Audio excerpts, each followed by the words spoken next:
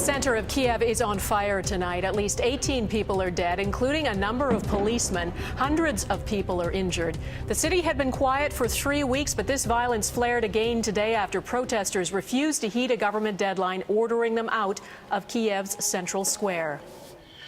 Good evening and thanks for joining us. Parts of Kiev have been paralyzed for months ever since Ukraine's president rejected a deal with the EU in favor of closer ties with Russia. Canada's embassy is now caught up in all this. Demonstrators have sought refuge inside the building, though we are told the people are peaceful.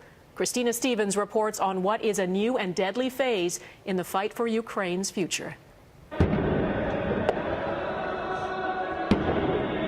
Flames engulf the center of Kiev's Independence Square. Fires and explosions light up the night sky. Thousands of police, armed with water cannons and stun grenades, advanced on the demonstrators. But the 20,000 protesters have been standing their ground, calling the square their island of freedom, defending it with rocks and firebombs. It's really scary. We can't understand how the government can hate their people so much, she says. Violence escalated through the deadliest day yet. Protesters hurled stones and smashed trucks blocking their way. The protest even swept inside the Canadian embassy, where demonstrators sought refuge from the crackdown.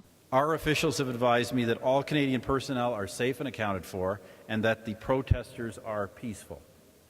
We hope the situation improves quickly so they can leave the embassy premises at the earliest possible opportunity. Why I'm wearing a black ribbon today is people have been shot and killed.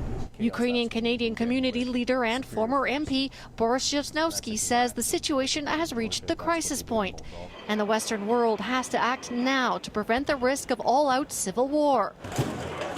Adding the Canadian government should lead the way by imposing sanctions and help negotiate President Viktor Yanukovych's removal.